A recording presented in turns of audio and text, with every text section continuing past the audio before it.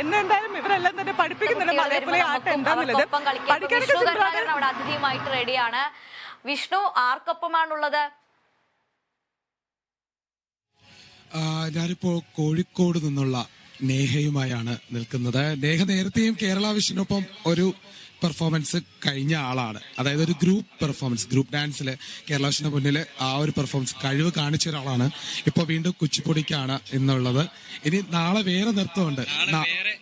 അതെ അതെ അതെ. അപ്പൊ നേഹ അങ്ങനെ പെട്ടെന്നൊന്നും നൃത്തം കഴിഞ്ഞിട്ട് പോകാൻ ഉദ്ദേശമൊന്നുമില്ല, അടുത്ത ദിവസം ഉണ്ടാവും. പക്ഷെ ഇപ്പൊ നമുക്ക് വേണ്ടി കുച്ചിപ്പുടിയുടെ ഒരു പെർഫോമൻസ് നേഹ കാണിക്കും അല്ലെ? നേഹയുടെ സ്കൂൾ എന്ന് പറയും silver hills higher secondary school, Kozhikode. പഠിപ്പിച്ചത് ആരാണ്? എന്നെ ഗീത പത്മകുമാർ മിസ്സാണ് പഠിപ്പിച്ചത്. ഓക്കെ, അപ്പൊ ജോസഫേ നമുക്ക് സമയം വേസ്റ്റ് ചെയ്യണ്ട. സമയമില്ല, ഒരു കാര്യം കൂടി പെട്ടെന്ന്. നേഹ പങ്കുവച്ചൊരു കാര്യമാണ്, ഈ തിരുവനന്തപുരത്തെ കലോത്സവം അവസാനിക്കുമ്പോൾ ഒരു വിഷമമുണ്ട് എന്നാണ് പറഞ്ഞത്. എന്താണ് ആ വിഷമം എന്ന് നേഹയോട് തന്നെ ചോദിക്കുന്നത്. എന്റെ ലാസ്റ്റ് ഇയർ ആണ്, +2 ആണ് ഇപ്പൊ. അപ്പോ അത് കഴിഞ്ഞ് ഇനി ഒരു കലോത്സവ വേദി, ഈ സ്കൂൾ കലോത്സവം കിട്ടില്ല എന്ന് ഓർക്കുമ്പോ നല്ല സങ്കടമുണ്ട്. അതുപോലെ തന്നെ നേഹ പറഞ്ഞ വേറൊരു കാര്യമുണ്ട്, നേഹയ്ക്ക് നൃത്തം മത്സരമല്ല, അതൊരു ആഗ്രഹമാണ്. അപ്പോ എവിടെ വേദി കിട്ടിയാലും നേഹ എത്തും, കലോത്സവ വേദി കൊണ്ട് അവസാനിക്കുന്നതല്ല എന്ന് പറഞ്ഞു. അടുത്ത വർഷം കലോത്സവ വേദിയിൽ എത്തും, അതൊരു നൃത്ത അധ്യാപികയുടെ റോളിലായിരിക്കും എന്ന് കൂടി ഒരു ചിലപ്പോൾ അതായിരിക്കാം. നമുക്ക് എന്തായാലും ആ ഒരു പെർഫോമൻസ് കണ്ടിട്ട് വരാം. തീർച്ചയായിട്ടും.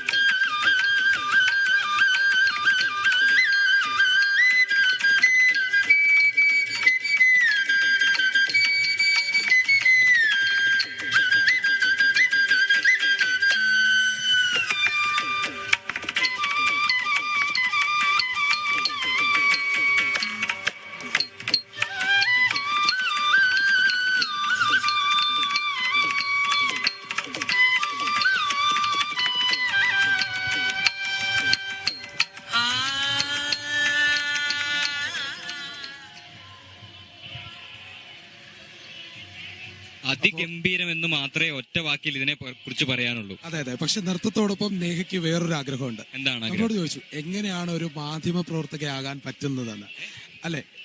ജോസഫ് അത് കേട്ടായിരുന്നോ? ഇല്ല, അങ്ങനെ ചോദിച്ചിട്ടുണ്ടായിരുന്നു. അപ്പൊ ഏതായാലും നേഹയ്ക്ക് അങ്ങനെ ഒരു ആഗ്രഹം കൂടി ഉണ്ടെങ്കിൽ അതും സാധിക്കട്ടെ. ഏതായാലും thank you so much. Thank you.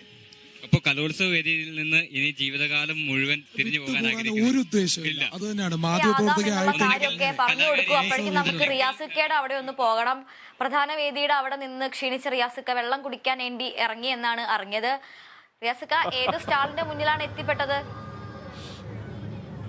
അതെ, എന്തായാലും ഒന്ന് വെള്ളമൊക്കെ കുടിക്കണ്ടേ, കനത്ത ചൂടാണ്. നമ്മുടെ കേരള പോലീസ് അസോസിയേഷൻ